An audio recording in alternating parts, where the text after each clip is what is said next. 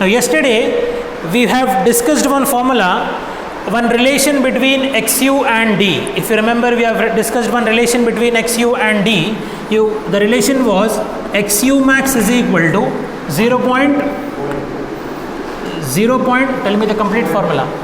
0.0035 divided by Fy by 1.15 ES plus 0.0055 multiplied by D.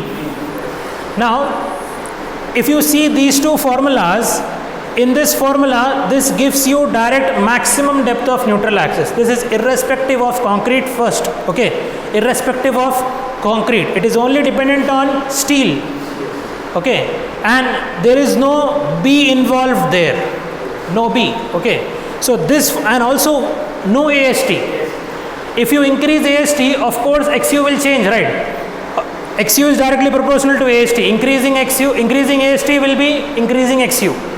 And if you increase B, XU will decrease. But this formula is independent of B, AST and FCK. So this formula is called as maximum depth of neutral axis. What do you mean by that? This is the last limit up to the neutral axis can be positioned. Okay, beyond that it cannot be positioned. Now this will give you actual depth of neutral axis. Okay, what is actual depth of neutral axis can be determined by using this formula. Okay, so many problems and many type of sections are also involved using XU and XU max. If you follow this completely, you will be able to understand what is difference between XU and XU max.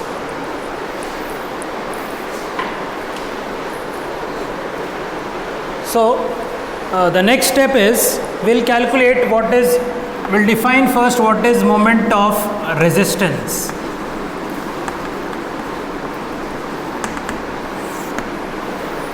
Moment of resistance. So it is defined as, it is simply defined as the capacity of section. How much load or how much moment it can carry. It is defined as capacity of section. So MR will be given as C multiplied by J or T multiplied by J, where J is the distance between the total compressive and the tensile force. This is nothing but J. J is also called as lever arm.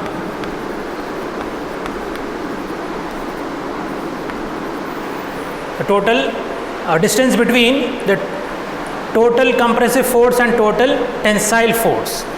So how to calculate MR? MR is nothing but the capacity of section, how much moment it can carry. Okay, so MR is equal to total compressive force multiplied by the lever arm or total tensile force multiplied by the lever arm. This will give you moment of resistance. So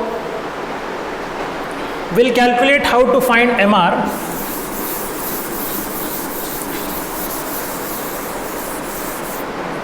To calculate this J, you need to have this distance first. You need to calculate this distance first. How much is where actually this total compressive force is acting.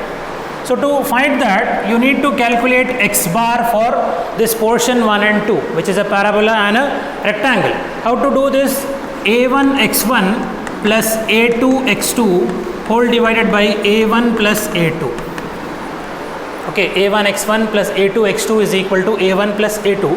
So A1 is a rectangle which is 0.446 FCK, 0.446 FCK multiplied by 3 by 7 XU into x1 bar, okay, or x1 bar. What is x1 bar? It is the distance from top to the centroid of this portion 1. Okay, so this will be, what will be the centroid of a rectangle? It will be base by 2 and height by 2. So this will be simply 1 by 2 of 3 by 7 XU.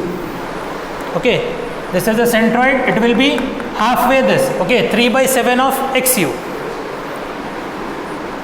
plus A2 into x2. Now what is A2? A2 is a parabola whose area is 2/3 of base and height. 2 by 3 multiplied by 0.446 FCK multiplied by 4 by 7 times XU. Okay, 4 by 7 times XU. This is A2. Now, it should be multiplied with X2. What is X2? X2 is the centroid of this parabola from top. Okay, distance from top to the centroid of this parabola. This is X2, right? So, this will be 3 by 7 XU plus 5 by 8 of 4 by 7 XU. Centroid of parabola, parabola will be 5 by 8 of base. So 3 by 7 of XU, I am coming from top, so I need to add this distance plus this distance. This will give me 3 by 7 XU plus 5 by 8 of 4 by 7 XU. Whole divided by, you have calculated area like this, okay, it is 0.36 FCK XU. Previously we have calculated the total area, okay. So on calculating this, you will get what is X bar, which is equal to 0.416 FCK XU. Sorry, 0.416 XU. If you simplify this one, you will get this answer 0.416 XU. So what is this distance? Now you got this distance as 0.416 times of XU. Now tell me what is J now? J will be equal to total depth D minus 0.416 times XU. This is what is lever arm. Okay, I am subtracting this 416 XU from this D to get this J.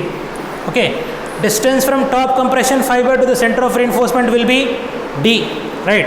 So at this center of reinforcement, you will have total compressive force and the total tensile force and total compressive force will be the resultant of this total figure, right? So distance between these two will give you the lever arm. So how to calculate this we have done. Okay, now if you subtract D minus 0.416 FCU, you will get what is J. Clear?